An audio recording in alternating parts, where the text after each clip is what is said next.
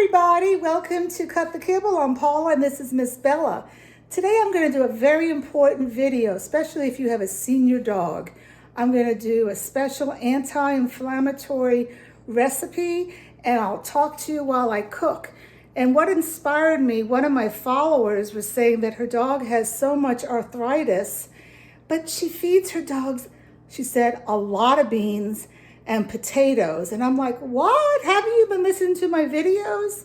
So as I cook, I'm gonna talk. Alrighty, so here we go. Now, oops, I promised Miss Bella some coconut oil.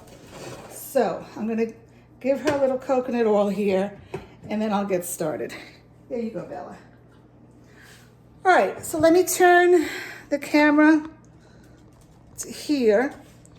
And the first thing I'm going to do, I have here a pound of turkey. The reason I'm using turkey today is I have so much beef cooked in my deep freeze downstairs, but I don't have a lot of turkey. And I always alternate. You know, do you want to eat the same thing every day in, day out? I don't think so. And your dog shouldn't either. You know I hate touching meat. I should have my gloves on, but I'm trying not to use them a lot because I use them when I go shopping because of this COVID. Okay, I'm gonna turn this up and give me 1 minute, please. I have to get another knife now because that knife is messed up. So that's why I'm cooking turkey. And to that, I'm going to add, anyway, always alternate your food. Turkey, beef, salmon, chicken, rabbit. I don't do chicken because Bella is allergic to chicken and I've never done rabbit. Some people do kangaroo, but don't do the same thing. To that, I'm going to add, I'm going to add shiitake mushrooms. Shiitake mushrooms are very good. Bella, stop. Or are very good for fighting cancer and inflammation. You know, I'm so sorry. Bella is ready to eat. This is Bella's time to eat. Let me pick her up for a few minutes. And I have food for her to eat, but I wanted to give her fresh food, you know. So anyway, I'm going to cook up the turkey. And while that's doing this, I want to tell you the foods that cause inflammation. So what do you think those foods are? I know for me, if I eat too many cookies, and I love cookies, my knees just start I feel my knees swelling up inside. And why is that? Because there's sugar in the cookies. If I eat too much ice cream, same thing happens. So sugar is a food that causes inflammation. And you say, well, Paula, I don't feed my dogs sugar. They don't eat real cookies or ice cream. That's true, but there's other foods that have sugars in them. And their nightshade plants cause inflammation. What are nightshade plants? It's like peppers, an eggplant. And you could Google that to see what it is. And I never use that. Every now and then I'll give Bella a little piece of a red pepper. But the big foods that you need to stay away from, and I say the big food because they're in all the kibble, are rice, oats, carrots, white potatoes. I'm trying to think what other foods. These are foods, green beans I would stay away from. It's amazing. I was on a Facebook page. That is too big of a garlic. 1 second, please.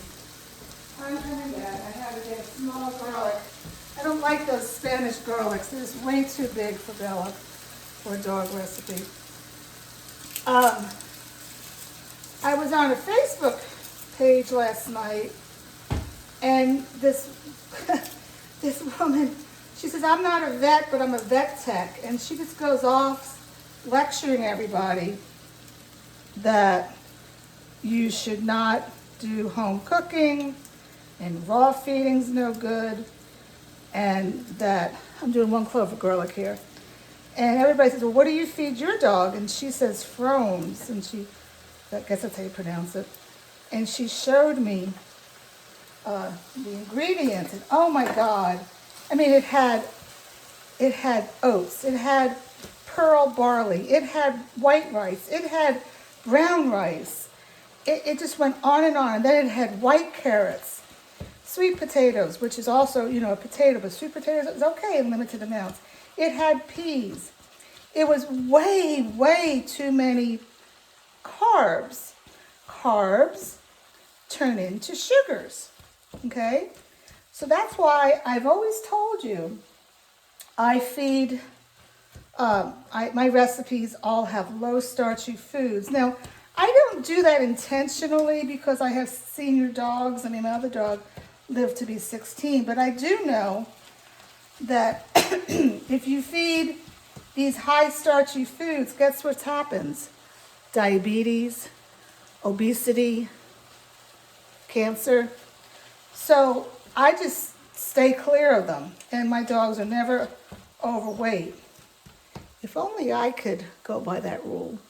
Basically, it boils down to, it's almost like a keto diet. Shh. And there's not a lot, but there's a place in California that, let me pick her up again. They have a cancer center there for dogs, and it's a keto. You cook keto. I don't follow that. I'm just telling you that you need to do low starchy foods, okay? So the foods that I'm going to add to this today, now, yeah, I am using my blueberries. Blueberries do have sugar, but they are very high in antioxidants, so that's why I'm using them, okay? And I'm using a little bit of butternut squash, okay? Just a teeny tiny bit. I'm trying to see what it says here. It only has 2 grams of sugar for a half a cup, okay?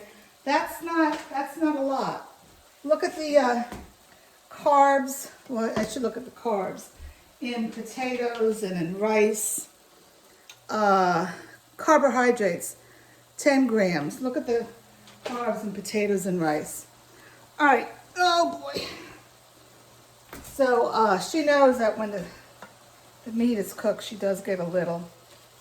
So anyway, I'm going to be adding blueberries, and let me show you what I have here while this is cooking. I have my zucchini, a little bit of butternut squash, and asparagus. Both of these I bought fresh and cooked. And of course, to that I'm going to add my beef liver and sardines and seaweed calcium. And that's it. Oh, now, I did talk about, because of COVID-19, excuse me, that cough came kind of at the right time. Because of COVID-19 and a possible shortage of meat, I am going to add a filler. And I am going to add, it's like what is that? A half a cup of pinto beans that I cooked. You could add some oats, cooked oats, as long as it's non-GMO organic.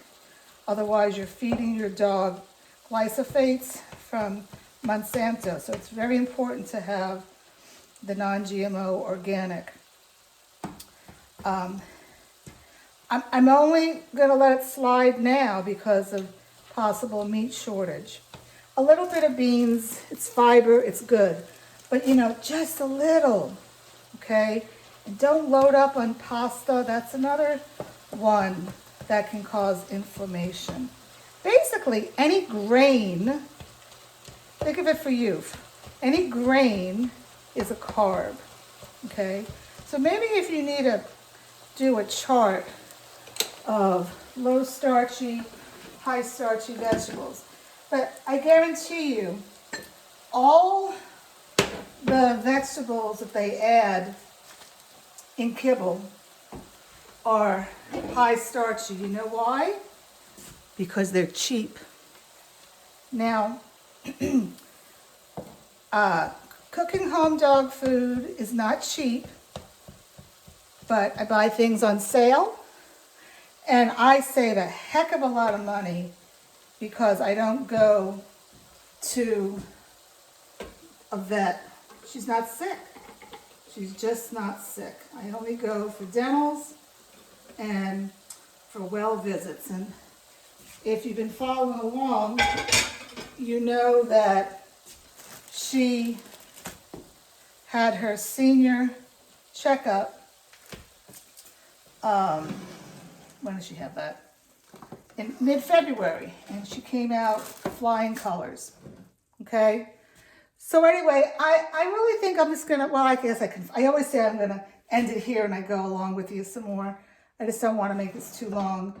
But all I'm gonna do now, actually I'm gonna take a little bit out for Miss Bella. She already pitter-pattered over here. And when that cools down, I'll give that to her.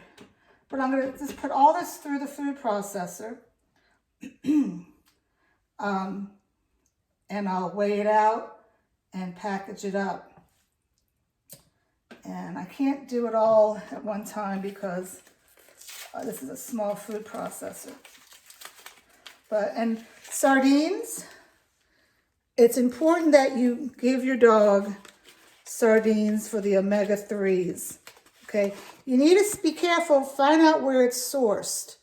I wouldn't get anything from, what's that place called? I'm sorry, I'm kind of like not with it right now. Like Korea, that's not what I meant. What's the other place? Oh, it begins with an L. I don't know right now. Just anything in Asia, I wouldn't give your dog any fish from Asia because they have very unclean practices there and unclean farming there. So I'm only going to put a half a can in here. For some reason I thought this turkey was more than a pound, but I weighed it and it's only a pound. So I'm not going to use the whole can. And I'm just going to put this all together in a slow cooker. I will, again, I'll tell you because I am going to end this video. This is a mixture of beef liver and beef heart. If you go back on my playlist, you'll see I have several recipes. It's essential that a dog gets beef liver or liver. It could be chicken liver, but she's allergic to chicken. So, and it needs to be only 5% of the overall recipe. So you'll have to figure that out. And the beef heart is incredible. And I'm so excited because I'm going to a butcher on Tuesday to get a 2-pound organic grass-fed beef heart. I'm very excited about that. So I'll continue to mix this up. And of course, I always add seaweed calcium. You can get this on Amazon. It's a must. It's a must to do calcium if you're home cooking. Let me give her a little bit. Here, sweetie. And I have my mixture in here of flax and pumpkin seed. So that's it. I'm going to quickly get this out going and give her dinner because she's hungry. Let me know if you have any questions or any videos you want me to do. All right, bye.